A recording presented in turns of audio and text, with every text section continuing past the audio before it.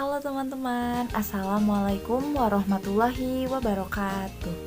Perkenalkan, saya Lesti Mulyani, mahasiswa semester 7 Program Studi Pendidikan Bahasa dan Sastra Indonesia Fakultas Keguruan dan Ilmu Pendidikan Universitas Muhammadiyah Sukabumi.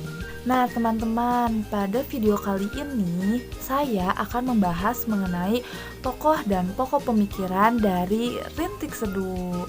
Nah teman-teman semua pasti sudah tidak asing bukan mendengar kata atau nama Rintik Seduh. Tetapi sebelumnya kita akan membahas terlebih dahulu sebetulnya Rintik Seduh itu siapa sih?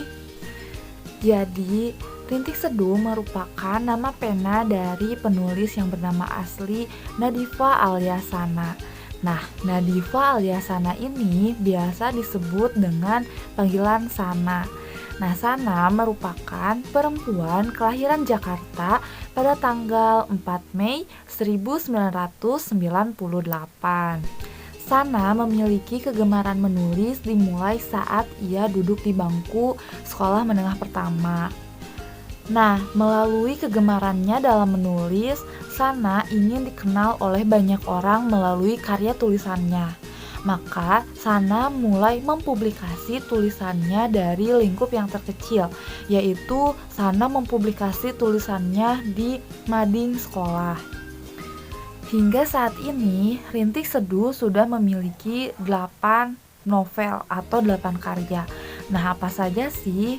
Yang pertama yaitu ada novel Gis dan An 1, Gis dan An 2, Gis dan An 3, buku rahasia Gis, novel Kata, Masih Ingatkah Kau Jalan Pulang, buku Minta Dibanting, dan buku Minta Disayang. Nah, novel Gis dan An ini merupakan trilogi novel. Nah, di mana ketiga novel ini merupakan cerita yang saling berhubungan atau saling menyambung. Novel Gis dan An ini merupakan novel karya Rintik Seduh yang pertama, di mana novel Gis dan An yang pertama dirilis pada tahun 2017. Novel Gis dan An 1 berkisah tentang bagaimana awal pertemuan Gis dengan An. Pertemuan Gis dengan An berawal saat berlangsungnya acara pentas seni di sekolah An. Dilanjutkan berkenalan di Metro Mini. Kemudian Gis menukar iPod milik An karena menurut Gis lagu yang sedang didengar oleh An tidak cocok untuk didengar di Metro Mini.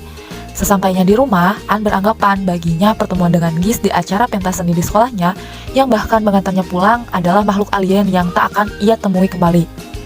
Tetapi takdir berkata lain, Gis selalu berusaha untuk menemui An, sehingga seiring dengan berjalannya waktu, Gis dan An memiliki hubungan istimewa.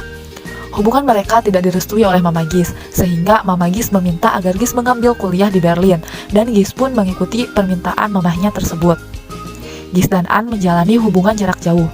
Sebetulnya keputusan Gis membuat An sangat sedih, dia tak mau berpisah dengan Gis, karena hatinya sudah terikat.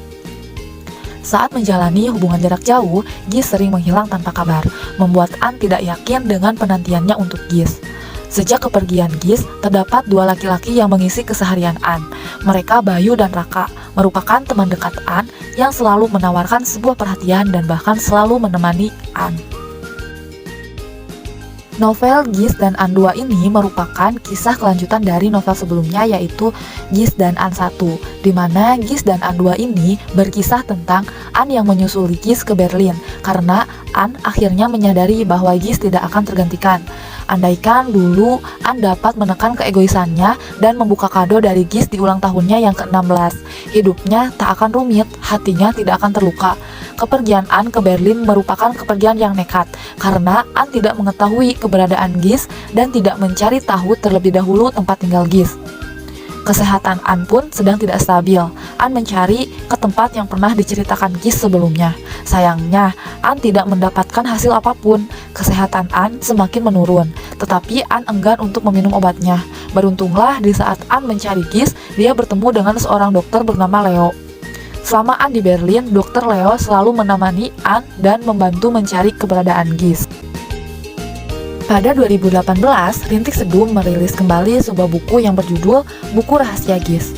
Buku Rahasia Gis ini merupakan sebuah cerita yang membahas mengenai tulisan harian Gis yang mengungkap kejujuran Gis sejak awal mengenal An.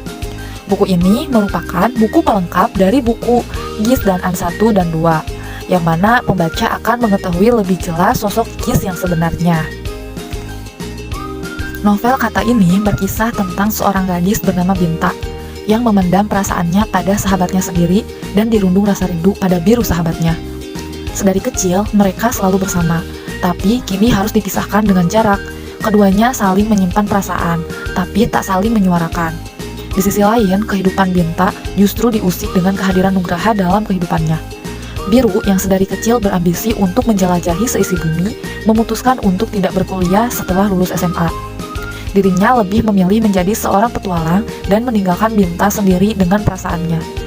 Binta yang bingung dengan kepergian Biru justru diusik dengan kedatangan orang tak dikenal bernama Nugraha dalam kehidupannya. Nugraha benar-benar tertarik dengan kepribadian Binta sejak pertama kali bertemu. Dirinya menginginkan untuk mengenal lebih jauh sosok Binta, walau sudah ditolak berpuluh kali. Nugraha tetap tidak menyerah untuk dekat dengan Binta. Tak disangka, sedikit demi sedikit hati Binta luluh. Tanpa sadar, Binta telah nyaman dengan Nugraha. Tapi di situasi seperti itu, Biru justru kembali pada Binta. Binta yang memang masih memiliki rasa kepada Biru memilih pulang kembali pada Biru. Namun nyatanya perasaan memang tidak dapat dibohongi. Binta menyayangi Biru tapi tak lebih dari sekedar sahabat. Yang ia anggap rumah ternyata hanya tempat singgah.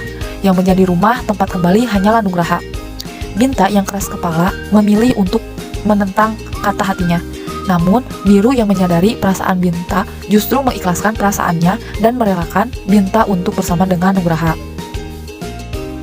Gis dan An 3 dirilis oleh Rintik Seduh pada tahun 2020.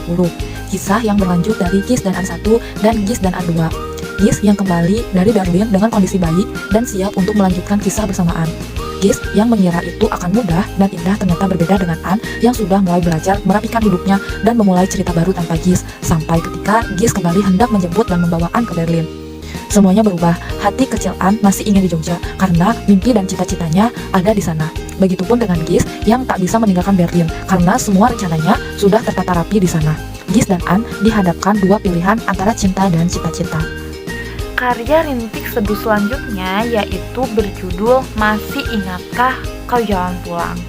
Nah, Masih Ingatkah Kau Jalan Pulang ini merupakan kumpulan puisi karya Rintik Seduh yang berkolaborasi dengan penyair ternama yaitu Bapak Sapardi Djoko Damono. Nah, puisi yang terdapat pada kumpulan puisi yang berjudul Masih Ingatkah Kau Jalan Pulang ini berisi bagaikan ada dua orang yang saling bersaut-sautan tentang segala hal mengenai mulai dari percintaan, kehidupan, hingga kepulangan. Selanjutnya yaitu buku Minta Dibanting. Nah, buku Minta Dibanting ini dirilis pada tahun 2020.